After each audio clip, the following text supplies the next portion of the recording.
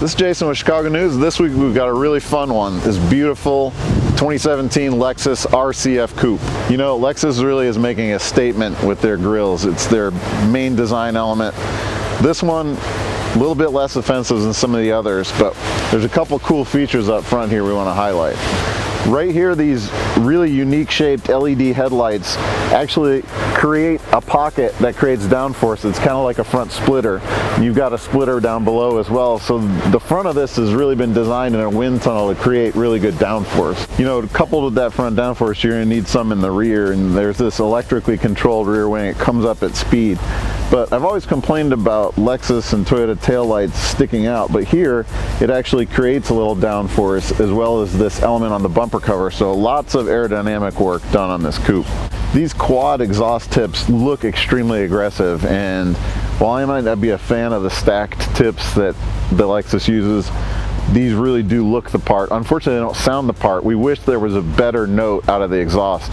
You know, it could be coupled with the sport mode. It doesn't have to be loud all the time. There's really no way around it. This is a beautiful coupe. So let's hop in and see if it lives up to the looks. One of the first things you notice when getting in this RCF coupe is that there's tons of headroom. This car is very low slung when you look at it from the outside.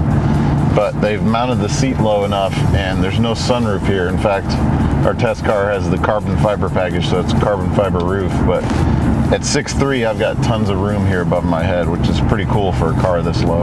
This shares the same 5-liter, 467 horsepower V8 as the GSF, which we've already tested, backed by an 8-speed automatic transmission. It's a beautiful sounding car. Instead of pumping the sound through the speakers, they've actually given us a system where in Sport Plus mode, you get on the throttle, it actually opens a valve and pumps some intake sound through the cowl, so it's actual engine sound. We were looking for the button to turn that sound off. We couldn't find it, and that's the reason why. This one actually is all motor sound. Some of the other things it shares with the GSF is this optional electrically controlled differential.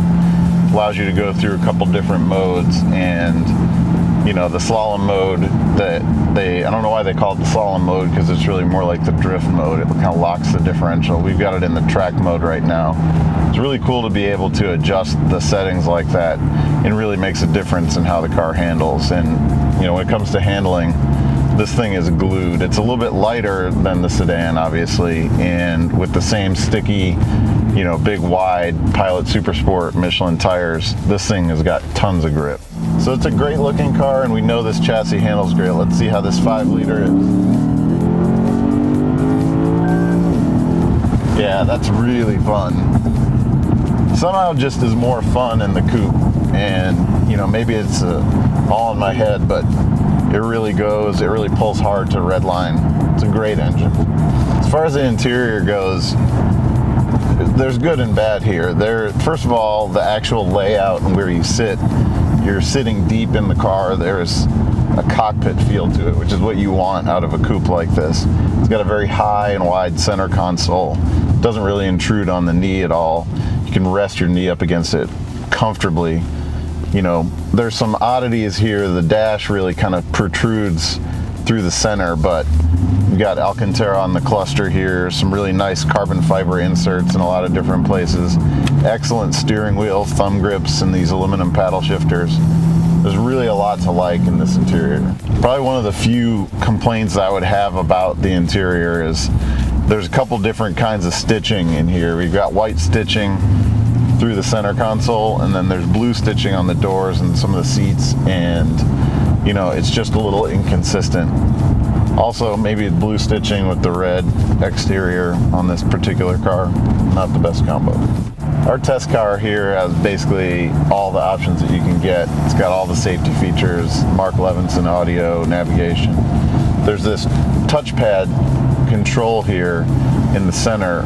You know, it's much better than the trackpad or the joystick that some of the other Toyota and Lexus cars have.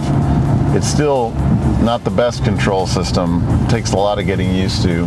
It's easy to accidentally click it as well when you're kind of going through the menus. So I'm not sure why Lexus and Toyota are so committed to sort of these, I'll just come out and say it, these oddball control systems. You know, a good touchscreen would be much better. Maybe something that was closer within reach here.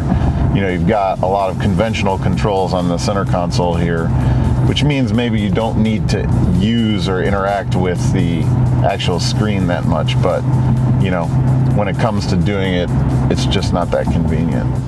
You know, a car in this price range has all of the active safety features that kind of are becoming standard, especially on luxury vehicles these days. You've got forward collision avoidance, automatic braking, you've got lane assist, you've got blind spot monitors, all of those things. You know, it's kind of interesting, just a few years ago, all of those features would be kind of mind-blowing, and now it's becoming kind of standard to have on every car, and we're really getting down to how good each system is. You know, this system's not very intrusive. It kind of helps when you want it. It's actually a pretty good overall system. You know, in terms of the emergency braking, that's kind of a harder thing to test out. We're not going to go charging towards a wall and try to test the emergency braking, but overall, the systems that we have interacted with have worked very seamlessly. You buy one of these and you're lucky enough to live near curvy roads like this, you're in for a treat, because man, does this thing handle. Just a ton of grip, great feedback through the wheel, a little bit of wheel spin there. Turn in is super direct, gives great feedback through the chassis as well. We've got the diff in track mode right now, and it really is communicating what the rear end wants to do. Really fun handling car.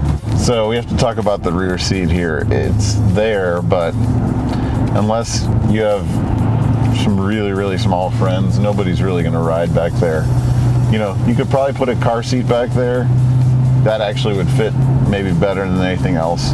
And I don't know, I kind of would want to be your friend if you have a kid and you want to have a car like this. So not necessarily the most practical, but you don't buy a coupe like this for practicality. Unfortunately, our time is done with this really great Lexus RCF coupe. In the sports coupe market, this was really one of the standouts. You know, Lexus sometimes can feel a little antiseptic, but this one's definitely got some soul. It's got great looks, a great powertrain, amazing handling. For $80,000, that's a lot of your hard-earned money, but this is a lot of car.